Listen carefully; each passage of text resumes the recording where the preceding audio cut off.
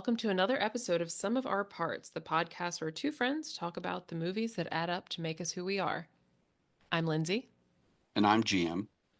and this week Jim picked our movie. Jim, what did you have us watch?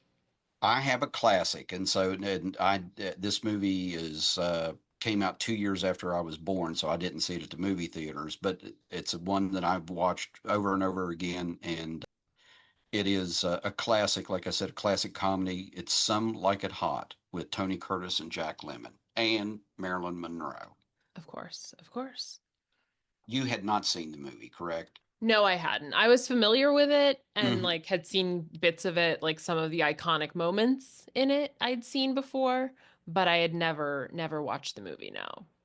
Okay.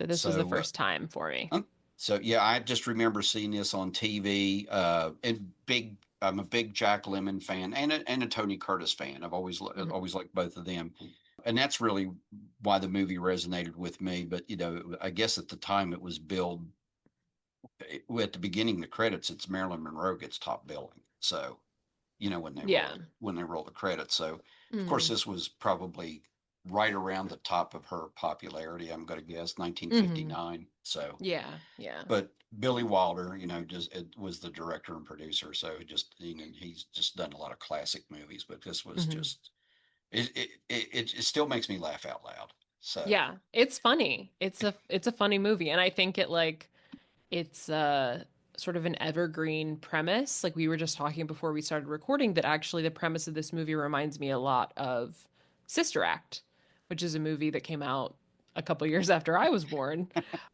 Like it is a hmm similar premise, right? Of like you've witnessed a mob murder and you have to sort of flee and get in disguise to evade detection, and then eventually in the end the mobster shows up, you got a whole chase, like all this stuff happening. Obviously it's a little bit different, like men dressing as women versus Whoopi Goldberg dressing as a nun, but they are also like performers and stuff, right? Like, and that becomes a thing, right? So Jack Lemmon and Tony Curtis are musicians and they join a band, but it's a all female band, and Whoopi Goldberg is a showgirl at a casino, and she runs the choir at the convent where she is hiding. So yeah, yeah, you're right. It's still an example of people really going way around or way about their opposite of what their normal traditional role is. mm-hmm, mm-hmm. Whoopi from a showgirl to a nun.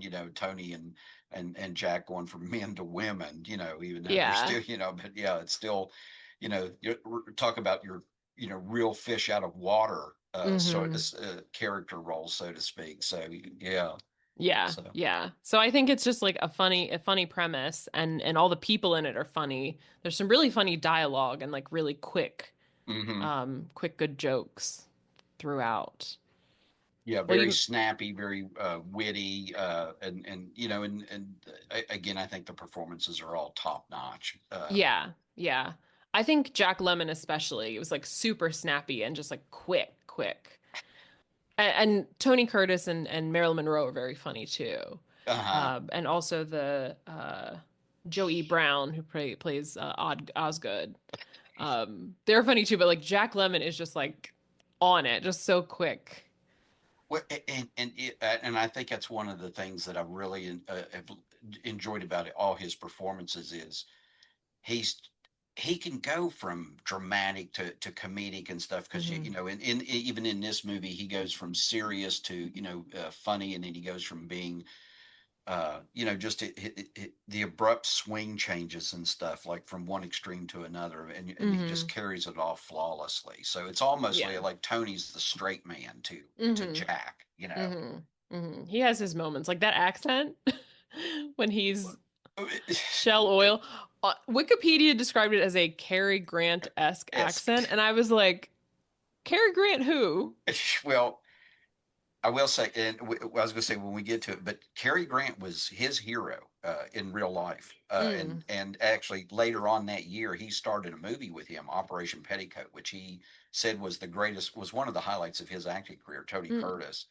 But yeah, that's what he affected, that that it's sort of like that real over the top imitation of Cary Grant's, like voice and mannerisms and He stuff. sounds like if you mix Cary Grant with like the Cowardly Lion from The Hmm. Wizard of Oz. Yeah. So There it there's was a there's a specific person who he sounds like and I can't think of it, but it wasn't Cary Grant. but that's yeah. He said he did it as a imitation is is a form of As a flattery. So sincerest form of flattery, yeah, yeah. and he said he did it as an homage to Carrie. So, but But yeah, yeah, I so was like, yeah, what? it is. Well, it's a stretch. Yeah, you're right. But Yes, yes. Well, so you mentioned Billy Wilder. He directed it and he also co-wrote it. Billy Wilder is, I think, a director of some incredible classic movies. Uh, I have seen one of them. I've seen Sunset Boulevard, which is, I think, uh, one. Even if you don't know the movie, you have heard lines from it. exactly. You've Yeah. heard "I'm ready for my close up," Mr. DeMille. Hmm. Like Yeah. Sabrina, The 7 Year Itch, which is another Marilyn Monroe movie. That's the one with the white dress On and the the on the over the grate like for the this over the subway. grate, yeah, that Hmm. like blows up. The Apartment, Double Indemnity, The Lost Weekend. He co-wrote this movie with IAL Diamond, who co-wrote a lot of those movies, like The Apartment. Um, and he wrote a lot of other movies like Love in the Afternoon, Kiss Me Stupid, uh, things like That's that. what But I they like about collaborated him. a lot. Yeah, I mean, he can go from extreme, dramas to comedies and so on, and then Yeah. almost Sunset and Boulevard, very different tone than this. well, and the apartment is a comedy, but it's a dark comedy, really. It's kind Hmm. of and there's other things, but yeah, he can do very serious movies and very funny movies, Yeah. Double and excel. Indemnity is like is a Oh, serious. oh Isn't it like yeah. a spy like thing Well, or it's an insurance fraud thing with Oh, okay. Fred McMurray, and he had his actors that he liked to work with. Jack Lemmon Hmm. was one of them. Fred McMurray was one Yeah. of them, He's got and got a couple Marilyn Monroe and exactly. So there's there's people that James Cagney's in a couple of them mhm. that he did. So yeah, there were there were people that he I guess just enjoyed either working with or just realized that they created the character that he wanted to portray or he thought about. So Hmm. So this movie's also based on a French film that came before it from 1935 called Fanfare of Love. I Uh, did not know that. yeah, I've learned something new tonight. yeah. Okay, Thanks, cool. internet. And something I thought was interesting that I read. So the production code or like the Hays Code Hmm. that existed that sort of was a code of like censorship for motion picture studios from 1934 to 1968. So this was made still during that time, but it actually sort of like it seems like it kind of towed the line of a It lot of what was permissible. But I read that like the success of this movie, even though the code stayed around for a little bit longer, but the success of this movie contributed to the retirement of the code. you're right. It does when for our time now. I'm sure it's very tame. There's Hmm. nothing. But for its time, when you think of about it in its when it was brought out, because there's no direct talk about, but there's innuendos about homosexuality and then Hmm. the cross dressing and so on and Hmm. about and some of the dresses and so on that Marilyn wears. Oh my God. They're a lot of see-through A lot up of see top. through, and yeah, like you said, it did push the envelope, and then evidently, it did have a lot to do possibly with the relaxing of that code or the Hmm. eventual abandonment of Yeah. that. I think So it was like sort of there were other movies that came before this that are it's sort of waning a little bit, but that it's considered by like I think Hollywood historians that like this movie contributed changed, to its yeah, end, to that trajectory. and it So, was a comedy, so it wasn't like trying to hit people over the head with it, in a yeah. dramatic sense, but sort of like I think of science fiction sometimes the same way where Hmm. they talk about issues that you couldn't really bring out maybe in a traditional sense, but if they put it into a different context, then it's more palatable. Yeah. So, Yeah. I think like horror does that a lot. Like a lot of the sort of smaller horror movies that come out like mm, currently do hmm, a lot of exactly. that. Yeah. Oh, yeah. That's a Yeah. great point. Yes. Yes.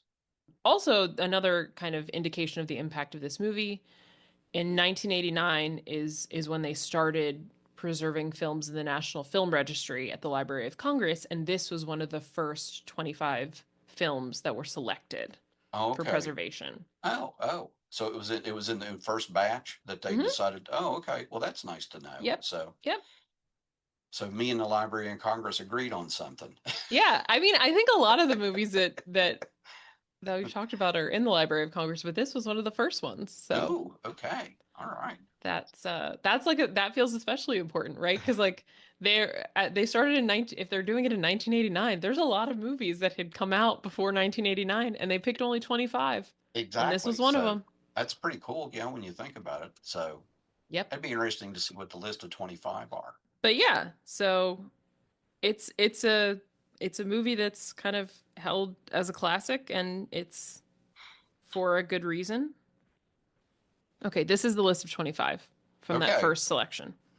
The Best Years of Our Lives from 1946, Okay. Casablanca from Oh, 1942, mm, Citizen Kane from 1941, The Crowd, 1928, Doctor Strangelove, 1963, The General, 1926, Gone with the Wind, The Grapes of Wrath, High Noon, Intolerance from 1916, The I Learning don't, Tree, The oh, Maltese Falcon, Mr. mm, Smith Goes to Washington, Modern Times. That's the Charlie Chaplin one, right? mm-hmm, Modern Times. mm-hmm. Nanook of the North from 1922. On the Waterfront, The Searchers, Singin' in the Rain, Snow White and the Seven Dwarfs, Some Like It Hot, Star Wars, Sunrise from 1927, Sunset Boulevard. So two Billy Wilders in one In thing. the first group. Yeah. Vertigo and The Wizard of Oz. Oh, yeah. So yeah, good grouping. Yeah. Just, I think I can speak for Lindsay as we don't look at these lists when we do our movie picks, by the way. No, we just We have just pick naturally good taste.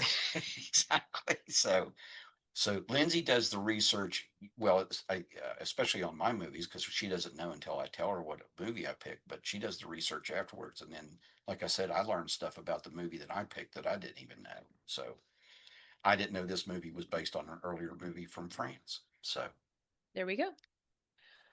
So, shall we talk about the movie? let's get into Some Like It Hot. So Okay. Well, for context, uh, it takes place in Chicago. It starts in Chicago, 1929. For people who are not aware, in the United States, we were in Prohibition from 1920 to 1933. So, like, you couldn't, alcohol was illegal. The sale of alcohol was illegal. So, a lot of criminal enterprises arose around the production and distribution of alcohol. Like the other classic movies we've watched, all the credits show up at the beginning. They're all flashed on screen. And then we get into the action. So there are two guys riding in the back of a hearse with a coffin, which we shortly learn is full of booze, full of bottles of booze. But there's a cop car, which is so funny. It's like an old like 1920s car with like some of the cops are inside, some are hanging on the sides. it's like the Um, old Keystone Cops comedies. I don't know if you know about those, where that's the silence and stuff. Where that uh, was a big sight gag. They mm. would turn the corner and like the guys would be hanging on and Yeah. flying out, and stuff. So Well, that's that. And so they're exchanging gunfire. So the guys, I love the guys in the hearse, like the police start shooting at them, but then they kind of pull back the lining of the ceiling of the car, and it's just an arsenal of weapons up there. Uh, I just assumed after watching the movie that all hearses came equipped with that. So all hearses are rolling heavy. yeah, exactly. So, And then it's a whole thing. Cars crashing. It's a whole chase scene. And we learn that it's full of booze because there's holes in the coffin. and like liquid starts coming out. It's like, um, It's leaking. Yeah. what? I don't think that's Yeah. supposed to happen. And then they open it, it's full of bottles of booze. And basically what we find out is that this gangster in Chicago named Spats Colombo is running a like a sort of speakeasy Mm. juke joint like in the back of a funeral parlor. So that's why they're using the hearse and bringing stuff in coffins. This informant named Toothpick Charlie uh, is telling the cop about it, gives him the password and all that stuff, tells him what to say to get a good seat. Like, I'm here for like my grandmother's funeral or something. I'm a pallbearer. Like, Pallbearer, what you and have he to say. wears the band of mourning on his. That's his signal, that to let him Yes. in. Yeah. So So he goes in the I guess he's like the police chief or like a detective or whatever. he's a federal agent. They Okay. say, yeah, he's because this was in the days of Elliot Ness and Hmm. so I guess he's supposed to be like a G man. That's what the That government makes man. sense. Yeah. It's from And the Treasury Department. yes, because he shows up also again later. Agent Mulligan is his name, I think. Yeah. So So he goes in and he's asking for booze, and they're like, "Oh, we don't serve booze. We just serve coffee. You can have Scotch coffee, Irish coffee, Canadian the coffee. Canadian coffee." And he gets the Scotch coffee and he drinks it and he's like, "Whoa!" Like Yeah, you could tell it's like he's like, he's, um, and I was going. Yeah, I like how they pull the in order for him to get back there, they pull the knob on the organ because he goes into the front part and it's like a regular funeral parlor, and then Yes. and there's a door that opens and you hear the music and then you hear all the Yeah. people. It's like a huge thing with like a big band and like a Yeah, huge room full of and people, and big and, stage and and dancers I and was going to say chorus dancers, on the mm, thing, and then yeah, so yes. And then we get to meet Spats Colombo. He comes in with his aren't those things on your shoes called spats? yes, they are. Uh-huh. Okay. So I guess Yep. maybe that's why that's his Yeah, that's nickname. why his nickname. So he comes in, he's got the white spats like on his shoes, and a drunk guy spills some coffee on him, and he's like immediately been being roughed up in response by Spats's henchmen. But yeah, there's music and dancing girls, and this is where we meet our protagonists. I guess that's a tenor sax he's playing. Yeah, that's. Joe. I played an alto sax. I know it's not the tenor sax Oh, has that like the dip in well, the I've neck learned part. two things tonight. Then I Yeah, did I not played know you alto played the sax in elementary saxophone. school. I did not Yes. know that. So Sometimes as an adult, uh, I'm like, I should buy a saxophone and learn how to play again. But you I don't know how that would be like super useful. you could But play with swinging Sweet Sue and her syncopating I could. Her society syncopators. society syncopators. There you go.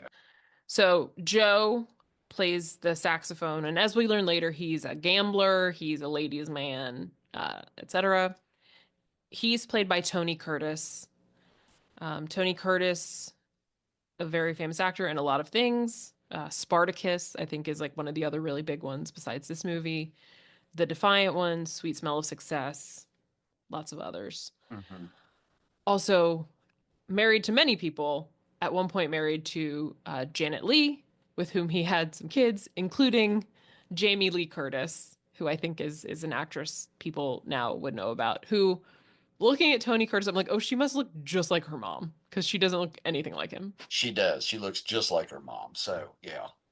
Uh, So yeah, that's Tony Curtis, and the other person who's playing, they call it the something fiddle. It's a bass. It's an it, upright bass, yeah, the bow fiddle. bow fiddle. Yeah, don't ask me why. I don't. Well, Yeah, because he doesn't play it with a he bow. It's like plucks it. Yeah, Yeah, he plucks it. So yeah, but but it's an upright bass. yeah, That's Jerry, and he's very anxious. Is like his vibe, and he is played by Jack Lemmon. So Jack Lemmon was in The Apartment, The Days of Wine and Roses, The China Syndrome. He was in the TV adaptation of Tuesdays with Morrie. hmm, Um, Also, lots of collaborations with Walter Matthau, like The Odd Couple and Grumpy Old Men. So he lots of things. So they're there playing and they're excited to get a paycheck because clearly they're struggling money wise. And Jerry just wants to go to the dentist. And they owe money to everybody evidently. So Yes. they borrowed. They got a bill at the delicatessen, the Chinese laundry, all the showgirls they borrowed money from. Yeah. And Joe's like, no, no, no, no, no. I know I got like a good tip on a dog at the racetrack. It's a it's a sure thing. We'll bet on that. Greased lightning. Yes. And it's funny because like he's this part started making me laugh. The next line he says, because Jerry's like, well, suppose he loses. And he's like, and then Joe starts naming other things like, what if this happens? And it's all stuff that happens, all bad. Suppose the stock market crashes. Suppose like this bad thing happens. Suppose that bad thing happens. And it's just like a list of bad things that That are did going to happen happen. Yeah. that are going to happen subsequently after this. By the way, Um, Greased Lightning was also the name of the car in Greece. Grease. Yeah, see, Yeah. yeah. Except that one won. Right. You got to wonder though, did they take the name of the dog or the car from the name of the dog Who from this movie? knows? No, I don't know. So Ultimately, the police raid the place, and the agent goes after Spats, and he's like, "I don't know what you're talking about. I'm just sitting here, like I'm not doing anything wrong." And Joe and Jerry sneak out. They bet money on the dog Grease Lightning. Surprise, he loses. So no, then because the next scene we see they have no uh, they bet uh their coats they bet their coats and they have because no overcoats and it's in yeah, Chicago in the Joe middle says of they should bet winter. their coats. And Jerry's like, then we're gonna be out here without any coats. And he's like, no, it's a sure thing. And then like cut to they're out there with no coats. And they're at this like building that has all these like musician like agency things. And they're like, anything? Nope. Anything going door to door? Anything? Nope. And they finally go to a place with a Nellie. Yeah. The woman there is a woman that Joe has had something with. And it Mm-hmm. seems like kind of spurned her a little bit. He's as I said, he's a He's gambler and a womanizer. he's a player, Yes. as we would say, I guess today, right? So Yes. He's a little bit of an F boy, as we yeah. might say Oh, okay. these All right. days. Yeah.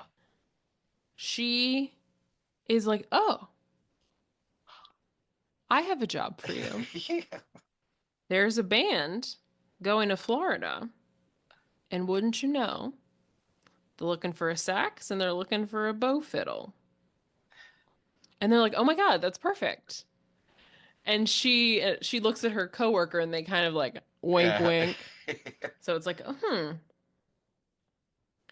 But then we learn, we kind of see the other end of it, the manager and the leader of this band, and it's an all female band. It is called Sweet Sue and her Society Syncopators.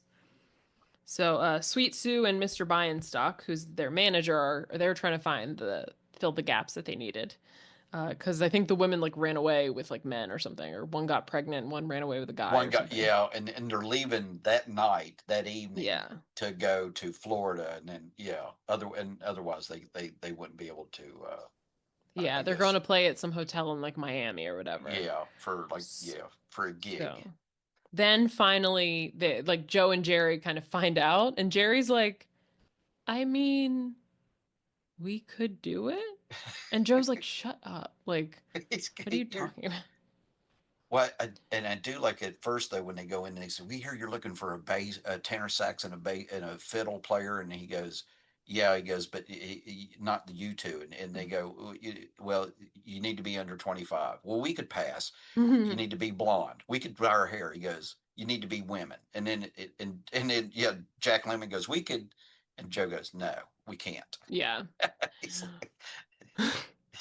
So they end up with like a job in Urbana. And so they need a car to drive there. And so they're going to use Nellie's car, which is like at the shop.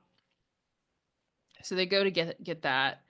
And essentially, Toothpick Charlie and his boys are playing like poker in the garage. And as Joe and Jerry are getting ready to leave, Spats Columbo and his gang come in because this was referenced earlier, but Spats was asking the agent earlier, like, "Oh, who told you about this? Was it Toothpick Charlie?" And the agent was like, "I've never heard of a Toothpick Charlie." When like he was literally talking to him right before he went in there. Right. So Spats and his gang know that Toothpick Charlie gave him up and Ratted him got them out. busted. So they're there to kill them. Which is this scene was inspired by the St. Valentine's Day massacre, which was when Al Capone's gang took Hmm. out a rival gang. The like Italians took out the Irish. Exactly. So inspired by real events. So yeah, they just light them up. They line them up against the wall and just Yep. take them Waste out. them. And unfortunately, Joe and Jerry remain present in the garage to witness this. They're hiding behind a car, but they're quickly caught. Thankfully for them, because they're about to be killed, Charlie is still alive and kind of crawling around. So they're like, "Oh no!" And they turn back around to kill Charlie, and Jerry and Joe run away. But they get some shots off enough Yeah. that Jerry has holes, like a line of 4 holes in his base. And then the Spats and them can't chase after them right now because you hear sirens. The cops are coming. Right. The cops are on their way. Yeah. So So it then, interrupts their pursuit of the boys. yes, thankfully for them, they're just they had a run of bad luck and a couple moments of decent Hmm. luck there. Really? Yeah. And they're trying to figure out what to do, right? Because Jerry's like, "We're gonna be killed. Oh my god, da, da, da, da, da, da, Yep. we're gonna die," because he's the anxious one. And Joe's like, "Okay, Give me a nickel. yeah, remember what you said? Yeah. Yeah. We need to Uh-huh. get some shaving stuff." And Yeah. he's like, Because "For we're our going to faces? shave. Why do we need to shave our faces? We're about to be killed." He's like, "Not for our faces." We're going to shave our legs. Yes. So they are gonna dress up as women to go to Florida with this girl band. They're gonna just use it to Joe's plan is they're gonna dress up long enough to get there.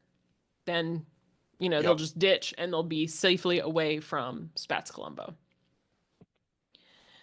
So the next scene is one that people may have seen, but it starts with them from behind. And we It, see some feet in tights and heels struggling a little bit um, to walk. And then we get to see them from the front. And I guess thankfully for them at that time, women were wearing sort of shapeless, like long dresses in many cases, and the little cloche hats and like a big coat. And I will say that Tony Curtis makes a much prettier woman than Jack Lemmon does. I was going to say when you look at him, Tony Curtis isn't a bad looking woman, but Hmm. yeah, Jack Jack. Lemmon is Jack Lemmon. And I did read, I guess to point out to her, this movie is in black and white. Hmm. And according to one of the things that I read, part of that was due to because the makeup that they used for them would Hmm. have been real garish in color. So, Yeah. and and they said it sort of softened the look, for Hmm. to make that a little more believable about them being dressed as women, with the because they've got the full makeup thing, and then the like you said, they have the They have seam wigs, they have stockings, dresses, the hats, stockings, the coats. the cloche Yeah. hats, Hmm. the whole 9 yards. Heels, like all of it. Yeah. So They're going, and Jerry is just complaining about everything. And then they see Sugar. I, I love that name. Yes, Sugar Cane. Used with to a be with Kowalczyk. with a K, sugar cane Yes. with a K. So Yes. She changed it from Kowalczyk, also with a K, 'cause she's Polish. Sugar Cane is played by Marilyn Monroe. You know who Marilyn Monroe is? I think for a lot of people my age, people may not have even seen any Marilyn Monroe movies, but you just know who Marilyn yeah, Monroe is. Someone yeah, someone you went to college with had a poster of Marilyn Monroe hanging up in their somewhere. room. She's just like a cultural icon at this point. Hmm. And I think in my lifetime there have been a lot of movies made about her. Like My Week with Marilyn and Blonde and like all these movies. But Right. she was like a very, I think it gets lost for people of my generation, but like a very talented funny person. Like She she's very was. funny in this movie. She yeah. Um, She did a lot of comedies like Gentlemen Prefer Blondes, How to Marry a Millionaire. She has a small part in All About Eve, which is I think the only thing I've seen her in besides this, Oh, but she's okay. very funny in it. Hmm. And I read even like Betty Davis was like, "No, I like knew she would be successful kind of based on Successful, this." yeah. So, Um but she was in other things like Niagara, I think was more of a drama. mhm. Um As Young as You Feel, Monkey Business, Clash by Night, Clark Gable's last movie, The Misfits. Don't Bother to Knock. So a lot of good movies. And obviously a very like striking appearance. Right? You've seen Marilyn Monroe, you know what she looks like. And Joe and Jerry are transfixed by her when they see her They immediately. are dumbstruck. Yeah. If they were cartoons, their eyes would be big and their like tongue would roll out of their mouth. It would be like the old Jim Carrey in the Mask thing where, he turns Yes. into the wolf. Uh-huh. Uh-huh. Hard eyes and stuff. Yep, exactly.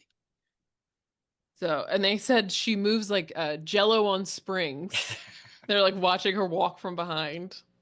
I was like, that's quite a phrase. Well, I think what you pointed out was the dialogue and stuff like that. I mean, Hmm. there's a lot of phrases and so on and stuff. When you come up with something like that, you think, who thinks of that? Jello on Yeah. springs, but and then of course you see her walk, from Hmm. behind, and then I'm sure in these days you don't they wouldn't do that, but they do it I in mean, this they probably movie. would, but Well, some yeah, people would. yeah, some people would. So, but anyway, but it just reinforces that. So, Yeah. And it's funny too, like this and like the subsequent scenes that like Jerry is the one who's so anxious, but he's like losing all sense. And Joe is like, get it together. exactly, it switches like almost immediately, and that's one of the things about this, because at first, you know, Jerry was, oh no, no, we're going to be fine. We can do this. And then all of a sudden, like, he's like head over heels with Marilyn. And then Tony, who's the player, Joe, Hmm. he's like, no, no, no, no, no. He goes, remember, you're a girl. We're girls. We Yeah. don't do that. Yes. He has to keep repeating that. Oh, well, first of all, they introduce themselves, and the plan was to go by Josephine and Geraldine. But Jerry decides he doesn't like the name Geraldine, so he goes, "My name's Daphne." And I have to admit, the look on Tony Curtis's face, it's like he really didn't know that's what he was going to say. It's like he looks at him like, Daphne, like, Yeah. where did that come from? And they're So talking in their like fake woman voice. And Jack Lemmon's is not again, Tony Curtis's woman voice is much better too. And Jack Lemmon's just like, "What are you talking about?" it's almost like a young man who's like, his voice It's is like starting Peter to, Brady. yeah, he's starting to break, and it slips in between, the male and female, sort of. He's in that Hmm. net that sort of in between world. His voice reminds me of, I think it's like maybe some of the elves in some of the voices in like the claymation movies we watch for Christmas, like in Oh yeah, Rudolph, yeah, like some of the yeah. voices gotta go like this. Like that's like the Well, even voice like he's Hermie's doing. voice was kind of high. Hmm. Yeah, so it That's was sort of, like yeah. the voice Jack Lemmon is doing. Tony Curtis is just like he's talking like a normal person, but he just like softens and goes higher. So it like sounds more like a woman's voice. But Jack Lemmon is like, "What are you talking about? My name's Daphne." Yeah, Jack's still excitable, or Yeah. well, Jerry, he's because yeah, he's not very reserved, and I wrote him down. He's the glass half empty. Yes. He's the pessimist of the group. Where Joe Tony is always like, let's look on the positive side of Yeah, he's like, things. "We got it. We got it." Yeah, we can do this. So So yeah, they get on the train, they meet all the other girls in the band, and Jerry is like, "Whoa." And Joe is like, "We are girls. Keep it together. We are girls. Just keep reminding yourself, we are girls." And then they're trying to like go to another room, I think maybe like to change or something, to hide. And oh, well, he tears his oh, he tears his fake breast. his They're his chest. Yes. Yes, he says chest. Yeah. But they're trying to go fix that, and in this room they stumble upon Sugar drinking. This is where we learn like her name and Sugar Cane with a K. It used to be Kowalczyk. Uh, and they're like, "Don't tell anybody, because if they catch me one more time, they'll kick me out." And then she says she has some really funny lines, and she delivers them just so like incredulously that it makes it funnier. She's just like so serious. Like she says she comes from a musical family. My mother's a piano teacher and my father was a conductor. And Tony Curtis is like, "Oh, where?" And she goes, "On the Baltimore and Ohio." For people who don't know, that's a railroad. Yeah, yeah, yeah. So hopefully yeah, there, yeah, there's, yeah, and she is. I think people that maybe don't know about her acting or about her career just know her as, like you said, as just a pretty face and a curvy figure. So Yeah, yeah. Just the person on like posters with like fake quotes. right, Uh, but and like the I think like the white dress and like all of that. But she's very funny and like she plays this kind of like dumb blonde, but she plays ukulele and sings and she's kind of running away. She's in the group to run away from like kind of a string of bad relationships and all this stuff. And she keeps drinking and she says, "I don't have a problem. I can stop drinking anytime I want to. I just don't want to." as most people who have a drinking problem would say. Yeah. Yeah, I And can once stop again, doing whatever it is I don't want to do whenever I want to. I just don't want to stop right now. So right, right. yeah. And once again, Jerry is like, "Oh my God, she's so hot." And Joe is like, "Keep it together. We will get kicked off this train. And then we will get killed." Yeah, with the machine gun thing. So Yes. And then the band rehearses a song, and the band leader doesn't think that Josephine and Daphne are bringing enough kind of flavor to it, so they have to take it again. And just I love this scene because Daphne slash Jerry slash Jack Lemmon is just spinning the bass, like barely playing it, just spinning it just, a yeah, lot. just and slapping at it, just, Yeah. just. But I don't even think he's hitting the strings. And Sue does ask about the holes in the bass, and they, Hmm. oh, mice. Yeah. It's like, I thought they were going to say termites, but Yes. there's these four well spaced, round, perfectly round holes that you can Right. tell that they're bullet holes. But and how did you get those? Oh, mice. Sugar is like singing, playing her ukulele, like shimmying all around, and then the flask falls out, and Sue is like, "Sugar?" And Daphne, aka Jerry, is like, "Oh, oh, that's mine." And they're like, "I thought you," because when Daphne, in air quotes, and Josephine introduce themselves, they're like, "Oh, we were in a conservatory in Sheboygan." Sheboygan. And they're like, "Oh, these are like prissy, uptight girls." And so they're like, "Oh, I thought you were in a conservatory for 3 years." Or they said, because then they start changing their story. Like, "I was in a conservatory for 1 year." And they were like, "I thought you said 3 years." And Josephine, aka Joe, is like, "Oh, we got time off for good behavior." And then it's so funny because then they start talking about like they don't want men around, like they're not allowed to have men around. And Jack Lemmon is like, "Oh, of course, men are beasts. They're so disgusting." And just like on a rant about men. They're so hairy and they have 8 arms, and it's like It's so silly. Like he's just like going, it's like he can't stop he, himself. he can't stop talking, and then you can see that there are, like Josephine, Joe, like every now just looks at him like, "Would you please just shut up?" Because it's just Right. like he just keeps going. So Yeah. People, if you're lying, here's a tip. You're not supposed to say too much. And that's what Jerry, aka Daphne, struggles with. watch every spy movie that's ever made. How they give themselves away, they talk too much. Uh-huh. It's not that they don't say enough; they say too much. So Always. yes. So after when it's bedtime, everybody goes to bed. And of course, Jerry is loving seeing all the women change into their pajamas. He's like, And once again, Josephine has to, like, "Yeah, we are girls. Just remind yourself, we are girls." I like how he takes the ladder away from Yes. the top berth, so You he can't cannot get come down down. here.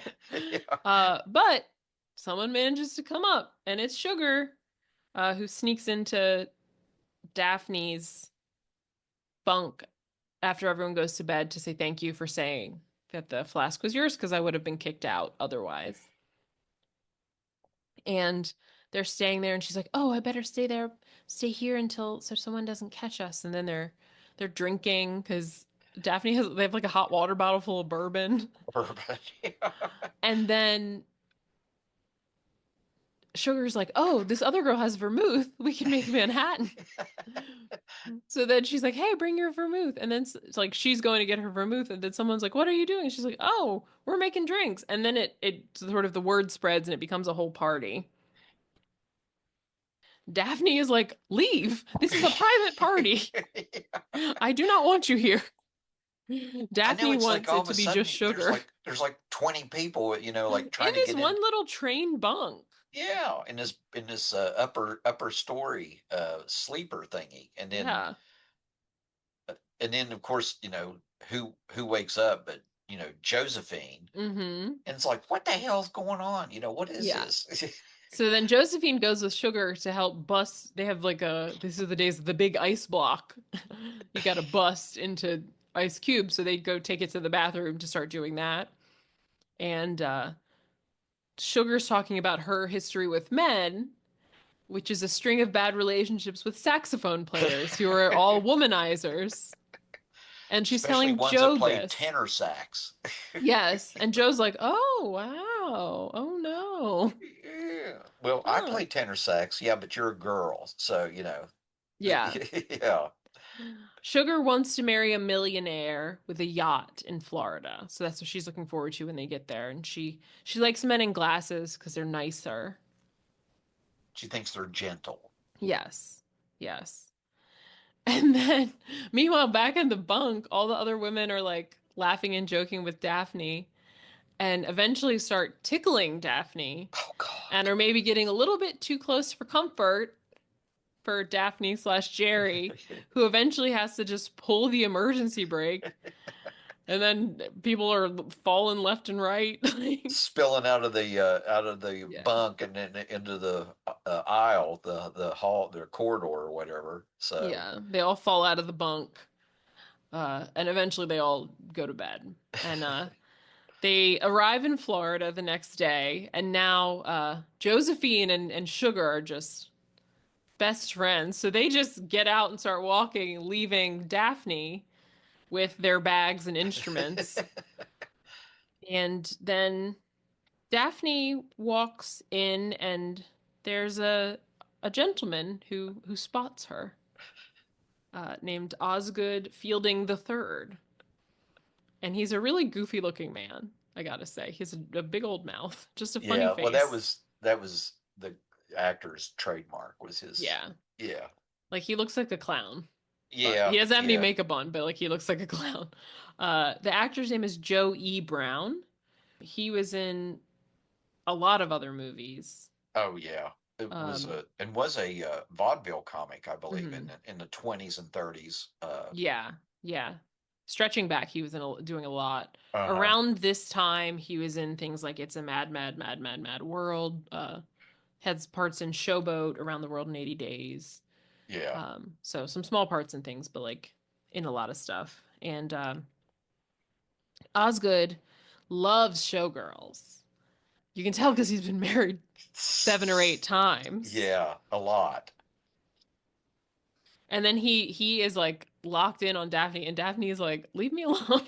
Like, but he follows her into the elevator and is obsessed. And then the bellboy who's carrying the Oh other bags God. into their room is hitting on Josephine. And the bellboy looks like he's 14 years old and he's like 3 feet tall. So Yes, he looks like a child. I know. Yeah, he's like, but he's talking like a like a 30-year-old guy to Yeah. Josephine, like, hey, baby, why don't we get together later on or whatever. Yeah, I'll bring some drinks. And it's Yeah, like, no, what? yeah. And then Mr. Bienstock, who's the manager of the band, as he's unloading, he's like, "Wait, like where's my suitcase? Where's my stuff?" And he had these, including his glasses, because when we've seen him before, he has these big, round, like pretty thick Yeah. glasses that he had on. We learn that Joe took it to dress as a young millionaire with glasses because he told on the way, he was like, Sugar, I think you'll meet a young millionaire there. And Right. he's going to be that. So Sugar invites them to go swimming with the girls. They're going to rent bathing suits by the water or whatever. And Josephine, aka Joe, is like, no, I'm going to stay here and soak in the bath. And then Daphne's like, well, I'm going to go. I was gonna So say, but Daphne's all for it, and yeah, Daphne wants to see all the girls in the bathing suits and is like clearly like swimming underwater and like touching them and like oh my God, it's like, oh, Daphne, yeah, uh yeah. Marilyn Monroe goes like, "What are you doing?" And then it like, it comes up from underneath her and stuff. And yeah, I was like, oh my god, it's like, jeez. And then Joe comes out dressed in fancy clothes. He looks like Mr. Howell from it's Gilligan's Island. he has the navy blazer, he has the linens, the linen trousers, and the sailors, the skipper's And like an cap, ascot. ascot. And he Yes. has the big glasses from the manager. And Oh, and he has the Wall Street Journal. yes, because she said she liked like guys who read the Wall Street Journal, like the skinny columns and the small Right. Yeah. words. With all the numbers. Yes. And then she goes up to him. They're playing ball and the ball goes by him and Sugar's like, "Oh." And it's funny because he's just like kind of hiding behind the newspaper and he'll just be like, "What are you doing?" and like sort of flip it down just to say like a word and pop it back up. And is this the world's most uncomfortable looking chair in the it's like Yeah, it's it's so like one of those like narrow. egg chairs, but it's like very skinny and it has like a shade over it. Yeah, but I mean it's like you can't, relax in it and it's sitting Yes. upright. You have So to be a very small person to yeah. relax in it. But he's talking in his Cary Grant accent. He's like, "What are you talking about?" Like, I love reading the Wall Street Journal. But it's just like weird. I wish I could think of like who this accent reminds me of, and it's not coming to me. There was a specific person that like came to mind, but it sounds like Cary Grant mixed with the Cowardly Lion. Just Yeah. imagine that, people. He's Shell Oil Junior is how he gets described. Well, to me the scene where he talks about like his hobby is collecting shells, and he never comes out and says that's his name, but Yeah. he goes, but my grandfather and my father both collected shells, and he goes, that's how we came up with the name of the company. And he holds up a perfect, shell, from the Shell logo, which is so funny. And she's like, Shell oil? And he goes, shh, quiet, don't tell anybody, don't say anything. So he never says that's who he is, but he doesn't say that's not who he is either. So I always thought that was funny. Yeah. Uh so and this is he says the title of the movie in this conversation. Some like it hot. I'm glad you caught that. So I was going to ask you, Yes. did you catch that little bit I where was like, they? "Oh!" That's I always yeah, I feel like that meme of the moment of have you seen the picture of Leonardo DiCaprio in Once Upon a Time in Hollywood where he points at the screen? That's like a yeah. meme now that people use. Like that's Oh, I was like, okay. "Oh." I felt like that. And it's funny too because he's like full of shit. He's making up stories, but then she is too, because she's stealing their stories. Right. Joe and Jerry's backstory. She's like, "Oh, I was in a conservatory In Sheboygan. in Sheboygan and like all this stuff." It's like, oh my God, it's so funny for two people to just like be lying to each other, like it's so many layers of deceit. Because Uh, she says that her family has money, but they don't approve of her, being, in this band or whatever, and mhm. she's like being a rebel and My daddy's threatened to cut me off. cut me off, and then she she went to Vassar or Bryn Mawr or whatever, and all with all the other girls of her area and whatever. So yeah, I like that. I've forgotten about that where she was also pretending to be something that she wasn't. So Hmm. And as this conversation is happening, Jerry slash Daphne comes over and is trying to get Sugar's attention and realizes that it's Joe and is like, "Ugh, does a great Sugar." double take. Yes. It's so good. And it's like, and they kind of are both sort of vaguely threatening each other. Like, oh, what are you doing? It's like, oh, well, why don't you mind your business, huh? Like, shh. Well, They're both kind of like, do not give me up. oh, I like the story Tony Curtis he says, I once knew about a girl in Bryn Mawr who ratted on her roommate and was strangled with her own brassiere. It's like, Yeah, yeah. And it's like, and looks at him like, like that could happen to you yes. if you give me up right now. That was So a good approximation of the kid strangled with her own brassiere. just sorry. I just I like when he does that role. I think he's is funnier at doing that than he is doing Josephine. So Yeah, because he's like not very like big as Josephine, whereas like Jack Lemmon doing Daphne is like woo, yeah, like because very all yeah, over the place. And what's funny is then they go back to the room and Joe manages to get back into the room and in like makeup on the face, wig on, in the tub, covered by bubbles. with By the time Daphne and Sugar make it in there, because and then when Daphne wants to catch him coming into the yes, room dressed like Junior. Yeah, yes, yeah, and they hear him but singing in the bathtub. yes, and then when Sugar leaves and Joe gets up, he's got the full suit on, but had just put like the makeup and the wig on. And you can see you see him from the back, and you see the look in Jack Lemon's eyes. He's thinking, oh, he's gonna hit me so hard because he's mad because he Yes. got his whole outfit soaking wet, Hmm. And then a call comes to the room for Daphne, and it's from Osgood. shipped ashore. Yes. He wants to have supper on his yacht with her after the show. And she's like, no. But then Joe is like, wait, say yes. Because what we're going to do is I'm going to use this yacht as Junior and bring Sugar out on the yacht because he told Sugar that he has a yacht.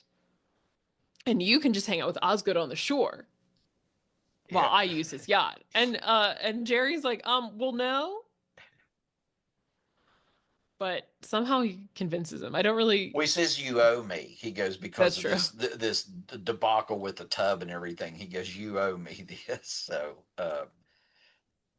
yeah, I did like how he kept saying that was his yacht, and Sugar kept asking, "Well, who raises the flag? Is that your wife?" No, it's the flag steward. And Mm. then who mixes your cocktails? Your wife? No, that's the cocktail steward. It's like, and because she's wanting to know if he got Mhm. married or if he's Yes. married. So He's like, and well, I don't have a wife. yeah. Oh, and then he talks about no one should have a yacht that sleeps over 12 because Mhm. that's just being pretentious. It's gauche. Well, you feel that way, don't you? Of course, of course. Yeah, yeah, yeah. They I don't was even, thinking maybe eight, but right, hey. even the yachts on below deck don't sleep that many. So who needs that many? So, cut to the concert that evening. The band is performing and Sugar is dang near naked. This dress Marilyn Monroe is wearing is like the entire like top is sheer with like it looks like she's wearing pasties essentially. Yeah, it's basically strategically placed. It's sheer and then there's like an embellishment Mhm, that's essentially pasties. Like right. I was like, "Oh my God." Even me in 2025 was like, "Oh, And pearls I think it's clutched." I don't think I think it's apparent she's not wearing any type of supporting undergarment up top. Yes. Yes. I mean, Correct. not to be, crass or anything, but yeah. So I mean, and the dress is very form fitting, shall we say, up top. Mm-hmm. So it It's very doesn't. pretty. It's like very Uh, sparkly and nice. so I read about the dresses. So she had a designer do her dresses, Mm-hmm. And I think and this movie won the Oscar for for costume uh, design. costume design. But yeah, on an aside note, they said that Jack Lemmon and Tony Curtis's wardrobe was just going to come out of stock, and they said to Billy Wilder, "Oh no, the same guy that designs her gowns is going to design our clothes as well," and they got it. So, Yeah. The looks are nice. Like his outfit when he's being junior, like is like a nice outfit. well, the It's guy or designed the Ori women's Kelly. the guy, yeah, designed the women's dresses for Tony Hmm. and Jack. So yeah, but they more fit, like they said that the era of the 20s was like the shapeless kind of dress, Hmm. you know, in that most women, it didn't accentuate the curves where Marilyn Monroe, you know, in this movie, that, you know, it did just the opposite. Yes, I also yes. read she was also pregnant during Oh. this movie, but she Oh, miscarried. This was her third miscarriage. that's sad. Yeah. Um, with, I think it was Arthur Miller was her husband at the time. Hmm. So, but that's, they said if you see the publicity photos for the movie after, you know, before it was released, she looks thinner because during the movie she was pregnant. So Hmm. she's, Oh yeah, that makes sense because they were married 56 to 61.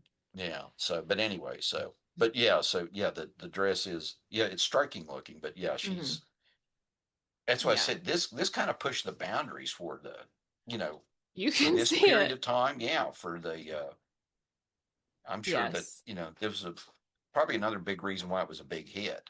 Yeah. So yeah, Ori Kelly, Ori Kelly, Ory Oh, Kelly okay. is Was the the designer. designer? Hmm. And was a pretty prolific Australian designer. Did a Oh, lot of okay. movies. Won Academy Awards for An American in Paris and Lay Girls before Some Like It Hot. So this was Oh, his third third. costume design Oscar. Cool. Okay. Which I did not know, but that's good to know. So, Yeah. And also just to say the movie was nominated for several other Oscars. That was the only one it won, but it was also nominated for Best Director for Billy Wilder, Best Actor for Jack Lemmon, Best Screenplay, Adapted Screenplay, mm-hmm. Best Art Direction, Best Cinematography. So those other five it didn't win, but it won for costume design. Do you find it odd that Billy Wilder was nominated for Best Director, but it wasn't nominated for Best Picture? That's always strange to me, honestly, in the Oscars. It still happens these days. But That yeah, or and vice especially versa?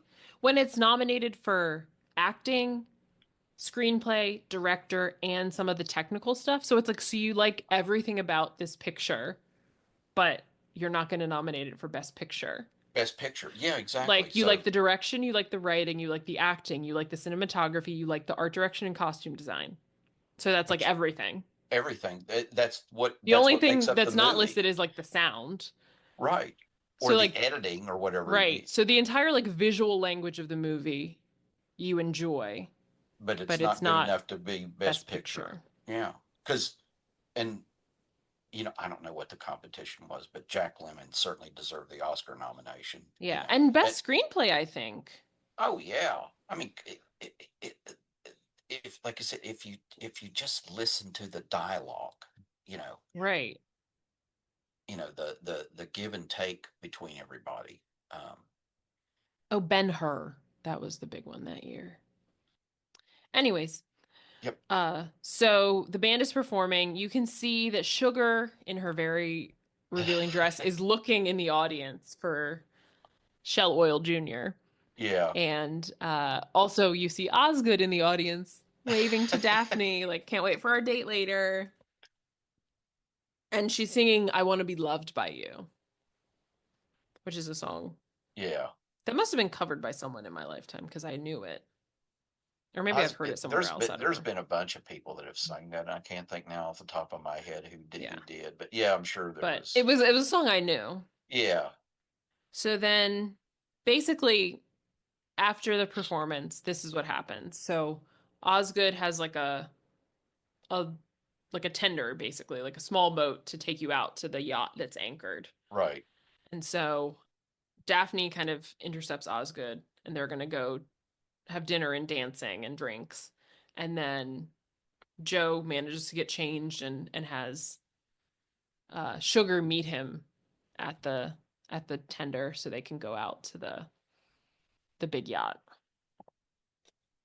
But so Joe is trying to beat Sugar to the boat, and he's riding his bike, and she's running. And what's funny is like there's a very fake background Oh as they're yeah. doing this. And he must be very fast, like, because he beat them before. So he does beat her, and they go out on the boat, and they were having the most ridiculous conversation. I didn't write down everything they said, but he says something about like playing water polo, and she's like, "I heard that's very dangerous," and he said, "Yes, two ponies drowned." Like, oh my God. So I just wrote, it is so obviously not his boat. Because she's like trying to like turn on the lights and find stuff. And he's like, no, not there. No. And he Uh, can't get it out of reverse. right. He like can't figure out how to work it. Like, I just wrote, it's so obvious this is not his boat. And this accent and these stories, I just can't. And then it starts kind of cutting. They're getting very close. They start kissing. And then we're cutting back and forth then between Oh Daphne and God. Osgood's date, and they are tangoing. And you hear Osgood going, "You're leading again." And Daphne's like, "Oh, sorry." And then they're tangoing with the rose in the with mouth that they're with passing back and forth. Like back. they one of them has it one way, the other one has it the other way. It is, Uh, and again, the scenes with Jack Lemmon are just, they're just so funny. He's like so like big. You know what I mean? Like it, he's but but you get this sense that he's really enjoying himself. right. He's having a great time. Being Yes. being dined and wined or whatever, and Mm-hmm. dancing and stuff, and then doing because he's doing the tango moves and Mm-hmm. everything, really getting into it. So and and Joey Brown is Osgood. Osgood just, he's like, oh, this is Yeah. the, hey, I found the love of my life. So, Yes. Yes. And and then back on the boat, Sugar and Joe are just like making out basically. And they manage, he gets her back on the tender kind of just as Osgood is like drunkenly stumbling back down the dock. well, And on the boat, and I'm sorry to interrupt, but mhm, he sort of alludes that he can't fall in love. That mhm. he's, the story about him and his girlfriend that he was in love with, and they both wore glasses, and she took hers off and Oh stepped yeah. off a cliff. And he gave her 3 blood transfusions, but she still Mhm. died. And then ever since then, he can't fall in love, and like nothing. And she kisses him, and he's like, nope, nothing. It's like kissing a cold mackerel or whatever. And then finally, oh, I'm starting to feel something. He's just playing it up. So it's. But I thought that was funny. So Yeah. Yeah. anyway, so yeah, so they get back. Yeah, so Joe gets her back, and then Osgood, who's I guess had the time of his life Hmm. He's because just he's all like smiles, and he's like, smiles, and he's definitely a little tipsy because he's kind of like toddling down the yeah, dock. And then back in their Joe and Jerry's hotel room, Jerry is like, "Oh, I'm engaged." And Joe is like, and Jerry's like, "This is great. I'm engaged to a rich man. I've never been treated this way. This is lovely." And Joe's like, you're a man. You can't can't do marry him." this. And it's funny because before Joe was like, remind yourself, you're a girl, you're a girl. And now he's like, you're a boy, Well, you're a boy. I know again the roles have switched now, so it's like Hmm. now all of a sudden, Daphne is like, oh, I have the best news. There's going to be a wedding. And who's the lucky girl? It's me. But then even Jerry is like, but Jerry's like, wait, like he's loaded. Like, Yeah. because then it'll eventually fall apart, and then I'll get a bunch of money in a settlement because he won't want to admit that he married a man. Yeah, he's sort of yeah, he's sort of like he's like, oh, this is great and stuff like that. But then yeah, you sort of supposedly he's got this end game that yeah, he's going to get a big settlement out of him. Mm-hmm. So Mm-hmm. And then Sugar comes in and is gushing about her date, and she's like, I know I'm gonna be proposed to, and Josephine, we just need to find a guy for you. And then who comes in at that moment? But the little teenage bellhop with a drink, and they're like, "Get out!" that was funny. Yeah, the bellboy or whatever you want to call him, the bellhop. Yeah, Yeah, who says something like "Hey Toots" or something like that, or I forget what it was, but he was he talks like a gangster from the 1930s, or like some some wise guy, and he looks like he's 12 years old. So yeah. It is. It's very silly. It's very silly. And then, just as everything seems to be kind of okay, turns out there's like a mafia convention at this hotel. fans of Italian opera. So Yes, yes, that's the con. friends of Italian opera. Yes, yes. But it's a mafia convention, it turns out. And okay. And it They just go. happens to be in the same hotel. Yes. Yes. It's hosted by a guy named Little Napoleon is his name. What a name. Mm, I think wasn't that? I think it was one of the nicknames for Al Capone. Oh, I I don't know. believe, back in the day. So, but yeah, but and then who shows up? But Spats Columbo himself. And Joe and Jerry see him and they're trying to like, oh my God, cover their Oh, face. So they're not seen. And they're like, okay, we have to go. Like we're gonna flee. But before oh they God. leave, Joe wants to call Sugar. Also, a thing we forgot. In addition to proposing to Daphne, Osgood gave her a gorgeous diamond bracelet. And Jerry's like, no one's ever bought me a gift like that. No man's ever treated me this well before. Wait, It's and doesn't Josephine says or something like, or we could hawk this or something, and this yeah. will pay our way to get out of town or something like that. I Yes. think yeah. So it's Jerry's like, like, this is mine. yeah, he goes, Uh,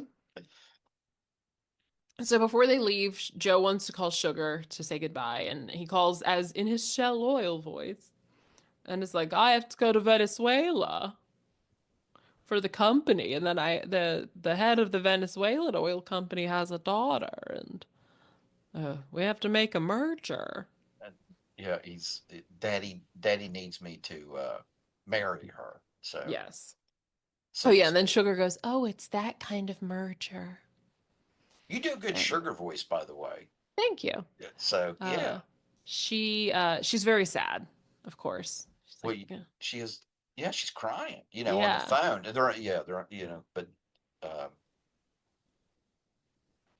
And also, he sends her flowers. He keeps giving her flowers that Osgood sent Daphne, and also gives her the bracelet. well, and I love how he does this because he says, "Oh, he goes, did you get the flowers I sent you?" He goes, and she goes, "No," and he kicks it across the hallway with the bracelet inside the flower. It's an orchid because that's what Hmm. Osgood sent, and she goes, "Oh," and then she was like, she's on the phone with him still, and then somebody says, "Oh yeah, there's a box of flowers out here. It must be those." So, and then there's this bracelet. Yeah. Um, And and then Sugar comes over to talk to Josephine and Daphne, and is very sad. And she's like, "Do you still have that bourbon?" hmm And she's like, "I don't know how I forget him. There's a Shell station on every corner." and of course she's wearing the bracelet. Yes, and Daphne, aka Jerry, is like, oh, where'd you get that bracelet? Junior Oh, gave it to me. Isn't it nice? yeah. Yes, I Uh, had one just like yes. that. Isn't that so nice, Josephine? Yeah. So, then they're trying to sneak out, still in their like lady drag to try to get out undetected. But unfortunately, they're sneaking out the window and they happen to be because they Spats did kind of see them and was like they because they were in the elevator with them Yeah, and and was they like they look familiar. I think it's familiar. like those guys. And then they come down like they're climbing out the window and they come down right outside the room that Spats Columbo and his people are in. And they're Right. like, oh, there they Uh, are. when and they leave the bass fiddle behind, and Yes. Spats goes, "Oh, same fiddle," because he here's the bullet holes. Yes. Yeah, these are the same. These are the guys. Yeah. So So then it's the chase begins, and this is sort of like a very, I think as you said, madcap. They're just like yeah, running all around, and then there's like a guy, a bellhop is pushing a guy in a wheelchair. Then they take their clothes, but Jerry still has the heels on, has the full yeah. bellhop outfit, but the heels. And then Joe is like in the wheelchair as the old man, but you just see the heels. It's such a funny image. And they're still being pursued by Spats guys, but they kind of turn a corner and the guys keep going straight, so they lose Right. them and then they hide under a table. And then of course it's the table where Spats and his crew are coming to sit for this banquet for the Friends of Italian Opera. And then the leader, Little Napoleon, is giving a speech and he obviously hates Spats because he's like, it's so nice to have everybody here, including Spats Columbo. Well, Wow, what a he great was. guy. Remember, he said they said he was buddies with Toothpick Charlie. They were choir boys together. Mm, Little Caesar, little Napoleon. no Napoleon. That's what they called Al Capone, was Little Caesar. Sorry. Ah. Uh, but anyway, so yeah, so he's sore at him for knocking off Toothpick Charlie. Hmm. So So he's you like the contempt is obvious as he's talking. Like he's like, yes, "Oh, welcome, Spats yeah, Columbo. Isn't it yeah, so nice to see you here?" yeah. And he's like, "For The your boys birth, from Chicago. yes, for your birthday, we brought a cake out." And Spats Columbo's like, "My birthday's not for 4 months." And he's like, "Well, it's an early birthday present." And of course, it's like one of those cakes that somebody pops out of, and it's a guy with a gun who mows down Spats Columbo and his people. And again, meanwhile, Joe and Jerry are under the table, like, oh my God. So this is the second assassination The they've second witnessed. assassination they've witnessed. And they get up and go running. And, people from this room are also like, well, go get them. Because again, they've witnessed a mob murder. But then the feds come in, Yep. the same agent from before. And he's like, And nope, y'all are going to stay here and talk to yeah, me. and but we still have another chase going on. Yes, so they're being Joe and Jerry being chased now by these other mob henchmen, Yeah. and they run upstairs, and then they come back down the elevator dressed as Josephine and Daphne, and they hear the mobster saying, "Okay, we're gonna watch the train, the bus, like the roads, whatever. They're gonna, Right, they're gonna stop stop search everything about yeah." like trying to get out of town. So then Joe is like, "We're gonna call. You're gonna tell Osgood you're ready to elope with him, and we're getting out of here on his boat." But first, Joe, they hear, the band's performing. So Yeah, Joe is like lured like to a siren song to go hear well, she is Sugar singing sing. very She's sadly. singing a very sad song. She's singing like an I just got dumped song. Yeah, uh-huh. And he goes up to the stage and kisses her and says, "No guy is worth it." And then she's like, "Hold up, Junior?" Yeah, And then the band leader yells, and then the guys like find him and they're going after him. And he runs, and then they run out and get on Osgood's boat, and Sugar's riding a bike to catch up with them. Also, I will say, meanwhile, she's wearing an equally revealing dress. It's just black this time. exactly. I was gonna say It's like the same dress, but just say black and black. sparkly Yep, instead yep. of like silver gold sparkly. Mm-hmm. Uh, and she comes and she's like, wait for me, and gets on, and Joe's like, I've been lying to you the whole time. Like, I'm just like all those other tenor sax guys from before. You shouldn't be with me. And she's like, but I want to. Like, um, and then here we get like one of the most iconic moments in the movie. So, Osgood's driving and Jerry, aka Daphne, is sitting next to him. And Osgood's like, "Oh, you'll wear my mother's dress. I called my mother, and she wants you to wear her dress." And she's like, "I can't wear your mother's dress. I'm built differently." And he's like, "Oh, that's okay, whatever." Well, I'm not a natural blonde. Who cares? Like, hair color doesn't matter. Well, I smoke. Lots of people smoke. Whatever. I have a terrible past with run-ins with lots of men. Like, don't we all? Yeah, I've been living with a saxophone player Hmm. for the last 3 years. Yes. It's Joe. Yes. I can't have children. We can adopt. He's like everything that Daphne, aka Jerry, throws out. Osgood is like, it's okay. And then Yeah. finally he's like, he takes off the wig and says, I'm a man. Do you want to say the last line? Well, nobody's perfect. And that's the end of the movie. The last scene is Jack Lemmon going. He's like, whatever, Oh. he um, he thought that would do it. So, yes. And, well, but also he like doesn't even look at him. you know, He's just driving the boat like nobody's perfect. thank you for giving me that, by the way. So yeah, that's probably the one scene where people have seen, if they've not seen the movie, they've seen that at Yes, I had least. seen So that. I had seen that yeah, that bit before.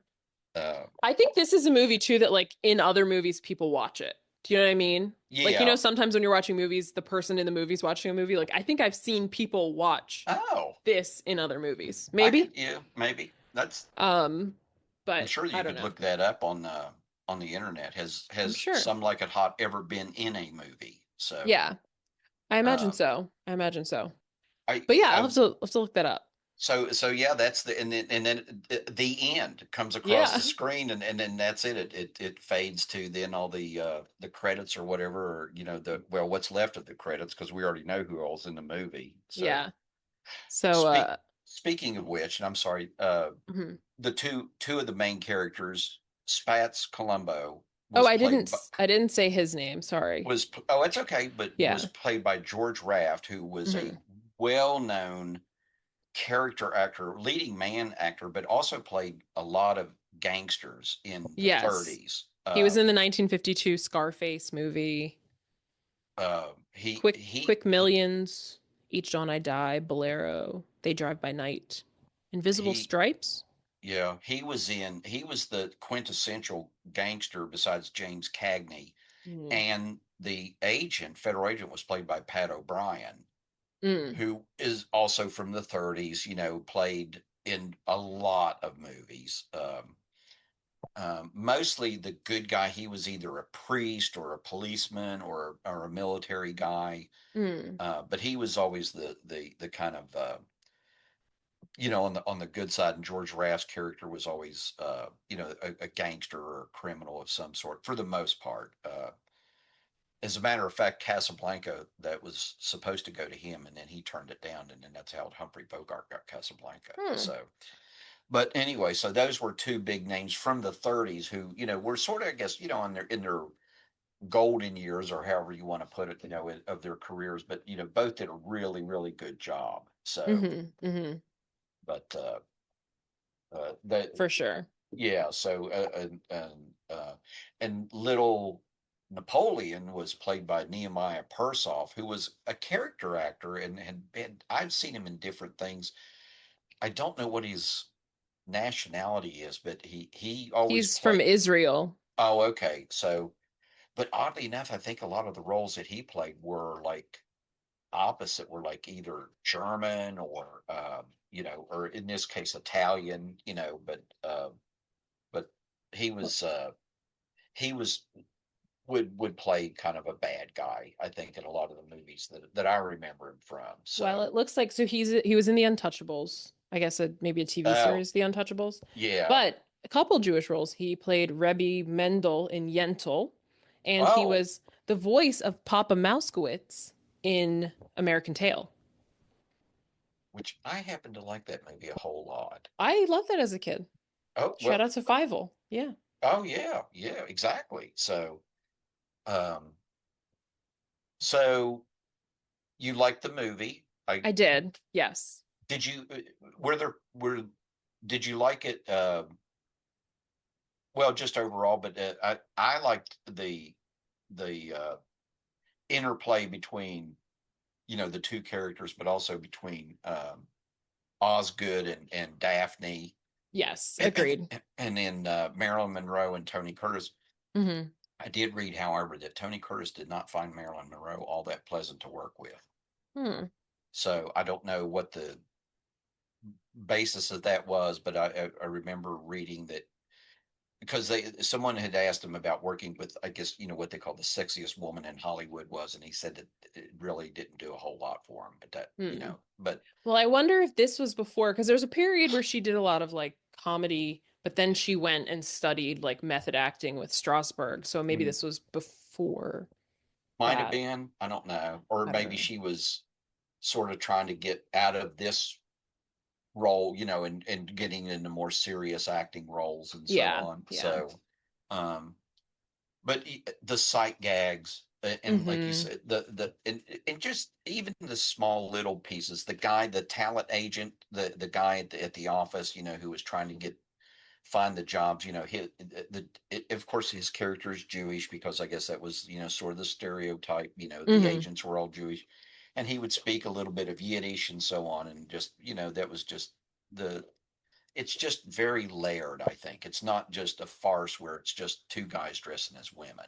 Yes. Uh, Yes. um, and Polyakov. That was the. oh yeah, so maybe even I don't know. Maybe it was this the basis for Bosom Buddies. The big Hmm. TV show that launched Tom Hanks' career. Yeah. Yeah.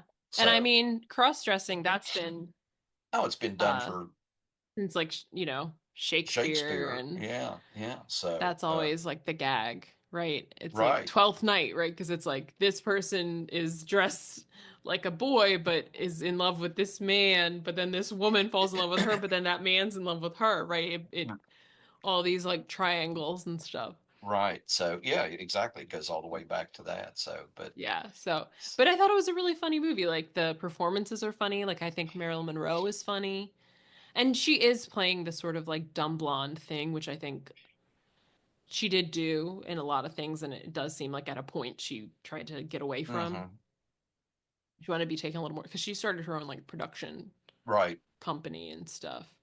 And But unfortunately, as we know, it was cut short. So yeah, yeah. her, So um I think that she could have, that's always sad because I do think she could have done like good, like oh interesting yeah, things, uh, right? uh, especially because yeah, as she if had she lived, because she died very young, but had she lived, maybe that was she would have stretched into the 60s where maybe and then more roles would have opened up for her Mm-hmm. Mm-hmm. as it did for other actors at that time of her same generation, that Mm-hmm. they moved past that where you played the young woman as opposed to then the more maybe what's the word I'm trying more not fulfilling roles but more roles with more weight to them and so on. Mm-hmm. So Mm-hmm. um I could see like her career taking a trajectory the way that like Pamela Anderson is now. mhm, Like she was doing like Baywatch and like Barbed Wire. Is that the movie? yeah, yeah, And then, but now she's in things. She was in The Last Showgirl. I haven't watched it yet, but like it was critically acclaimed and people thought she was going to be nominated for an Oscar for it. So oh, like okay, she's in these like she always wanted to be taken seriously, mhm, but she was like young and blonde and hot, and then obviously the whole like sex tape thing happened. But she's now older and and trying and like doing different things and showing that like she has like talent beyond like running in slow motion in a red right, bathing or suit. just based on her physical appearance. Yeah, Yeah. so yeah, that's a great analogy. I didn't think of it. I was thinking also along the lines of maybe like Farrah Fawcett, Yeah. who started out, sort of as the eye candy sort of thing. Sorry, no Mhm. disrespect, but then went on to do things like The Burning Bed and so on. Mhm. Were more dramatic roles that really showcased her talent. And Yeah, like in this, I think Marilyn Monroe comes across this as more than just a pretty face and more than just a giggly, like Mm-hmm. silly blonde. I mean, when she's sad, I mean, that comes across. I think she portrays that very well. That her heart's Mm-hmm. been broken yet again, but not by a saxophone player, Yeah, but that but by a saxophone well, player. but by a saxophone player. Yeah, Yeah, she you doesn't know, know. right, but and lo and behold, it is a saxophone player that that she Mm-hmm. falls in love with, and hopefully Yeah, this, we don't know what's going to happen, but odds are pretty good that it won't, but yeah, yeah. with their Who track knows? record, but The first same-sex marriage is about to occur between yes, Osgood and Jerry. my God. But yeah, I do think I will say the comedy of the dramatic irony in this movie is really there, right? The Mm, things that we as the audience know that the characters don't know right. is something like, so that whole conversation she has about being left by tenor sax players, and she's unknowingly talking to a man who is lying to her and is a tenor sax player, right? Like all these men who are tenor sax players lie to me. Like, not only lying to her, pretending to be a woman, but also lying to her, pretending to be a rich millionaire. yes, So in multiple levels. yes, so it's a double cross. So and Yeah. yeah, uh, it, maybe and part of the reason I picked this movie was, and we talked about this, about June is Gay Pride Month, Mm-hmm. Pride Month, and so it touches on that a little bit, because there are insinuations and innuendo. Oh, that's not done. Men don't be with Mm-hmm. men, and women with women, and so on. And Mm-hmm. you know it was 1959. It wasn't. It'd been going on forever. So Mm-hmm. but I just thought it was kind of ironic, and they did this again in a humorous way, but it also Mm-hmm. pointed out, I think, some of the things that like I said, maybe we don't. We look at it now as rather tame, but I think maybe at the time it was probably pretty risque for them to Mm-hmm. portray this on the screen. So Yeah, for sure, for sure. And it also, I think, goes to show that like these days people are like kind of coming for drag queens, but like drag has been a source of entertainment like forever. forever, yeah. So it's, come on, it's and obviously the two of them were very comfortable doing this. Mm-hmm. As far they really embraced it. So Mm-hmm. to the point where they wanted designer gowns. Right. Excuse me, I will not be wearing an ugly dress. And that's what they said. Oh, we're not wearing off the rack stuff. Come on. If Marilyn gets a designer, we want the same guy to design our dresses. So we want to look as good. So Exactly, yeah. exactly. And That's and so again, I funny. have to say, I do think Tony Curtis didn't make a bad looking woman. He So didn't. He didn't. I think partly he had like nicer like lips than Jack Lemmon, which I he think did almost lend did the itself. fish lips though, a little bit. Hmm. Like when he was like talking and stuff. Yeah, but he But had he had his like, very fine features. yeah, his facial features lended themselves more to Yeah. So, I always thought he was a very good looking man. mhm, So, he is. yeah. But yeah, I like looked at him and I was like, Jamie looks nothing like him. So Nah, she looks just like her that's all mother. Janet. Yeah. If you see Janet, if you see Jamie as a young woman and see Janet, at the same age, yeah, they're almost like, it's like a spitting image. So, Yeah. Yeah. well, I'm glad you enjoyed the movie. So, Yeah. again, I For thought sure. it's I fun. It's a recommend, fun watch. yeah, if you haven't watched it, I think you should watch it. It's very funny. It's like a 2 hour movie, but it moves very quickly. The dialogue is Does. very funny and snappy. The costumes are really nice. Sight gags, funny lines, good performances.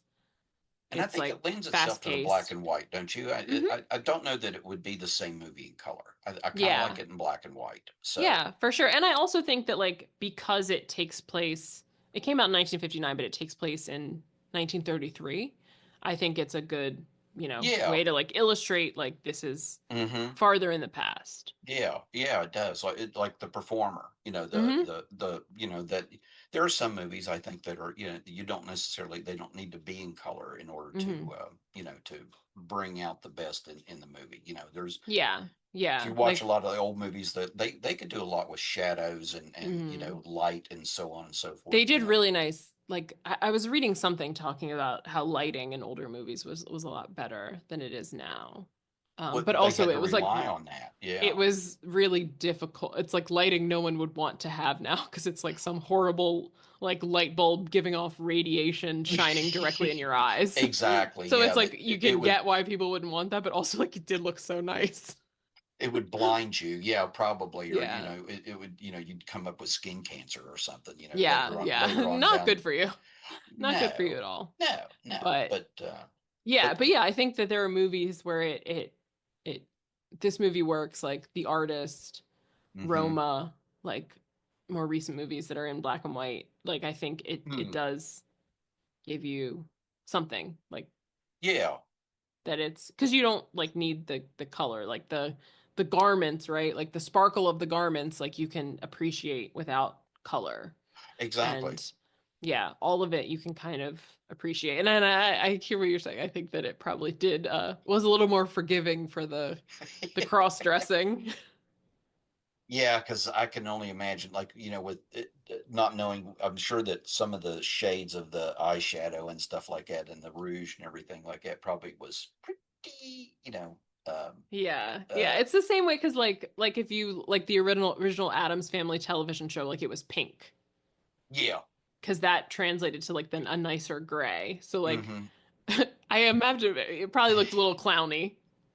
Well, they said it was just, yeah. I think they said it was like a grayish green, almost, but that and then they had to fix that or change that. So, Yeah, but yeah. So I think the black and white was good for that reason too. But I think it's a very fun movie. I think I would definitely recommend if you haven't seen it. Again, I've said this a million times, but like it's a classic for a reason. I think it's good. Like it holds up. It's still funny. yeah, agreed. So, And you can stream it on Prime right now. I was just ready to say, if you, because I watched it on Prime. If you have Prime, Yeah. yeah, So like I you said, don't know. yeah, it is 2 hours, but it moves quick. Mm-hmm. Mm-hmm. Yeah. So, okay, well, So good. anything else you want to add about the movie before we wrap No, up? I just, hope people enjoy it, and sadly, all the actors in the movie are gone, Mm-hmm. Mm-hmm. but appreciate a little bit. Maybe if you haven't seen, like I said, Marilyn Monroe and anything, Mm-hmm. maybe appreciate her for more than just what she looked like. So, or Agreed. I was gonna say the same thing. Like I think this is only the second thing I've seen of her, so I have to do that too. But just seeing this and seeing the small part she plays in All About Eve, like clearly a very funny person. yeah, yeah, and I think someone who really took her craft very seriously, and then Hmm. was if you consider what when she was coming into the business and so on and so forth, she had to do what she had to do in order to get into the movies. And if it was Hmm. being a pretty face, if it was being sexy or whatever it was for that time, then Hmm. that's what she had to do. But then, you read about more that she did study acting under Strasberg and stuff, and so she did take that very seriously. She wanted to be taken seriously as an actor. Yeah. So this and it makes me want to watch like other comedies she's in, right? Like Gentlemen Prefer Blondes. Who's Mm-hmm. she in that with? The brown-haired Rosalind lady? Russell. Yes. And Yeah. then How to that's Marry a is that the one Millionaire. where she is Gentlemen Prefer Blondes where she does Diamonds Are a Girl's Best Friend? Yes. So that's icon. I Everyone's seen believe, that yeah. too. In the Yeah, pink dress, that's what mhm. Madonna's Material Girl video like draws from that. So like Right, oh, it okay. makes me want to watch How to Marry a Millionaire and Gentlemen Prefer Blondes like Mhm. cuz also because like people like the she worked with good designers, so like she's always in great outfits too. Oh, yeah, I mean, they showcased, I mean, for because I think she was small. I think she was Hmm. short, but she was, Yeah. um, very, I won't say hard to dress, but they talked about, that, yeah, the designers like to dress her, Hmm. they liked working with her. So, Oh, she was 5'5". oh, okay. For some reason, I thought she was shorter than that. I thought she was like 5'2". So, Well, shout out to 5'5" girls. okay, all I'm right. a fellow 5'5" Gemini. Oh, there you go. We So, have almost the same birthday. Her birthday's my birthday is May 30th. Her birthday is June 1st. Was June well, 1st. you were just So just missed it. just missed it. So, all right. So, But yeah, so watch this movie and watch other Marilyn Monroe movies so you can actually know about her as like a talented actress and not just like a pretty lady who's like with some like famous dresses, one of which Kim Kardashian wore and probably inevitably destroyed. Probably. And also, it just happened to think, we're not the, certainly not the only ones to appreciate her, but if you also want to think about someone else who really appreciated her, listen to Candle in the Wind Mm, by Elton John. So a tribute to her, which he later rewrote as a tribute to Diane, Princess Diana. mm, So, but that was all about her because her, goodbye Norma Jean, because that was her real name, was Norma mm-hmm. Jean.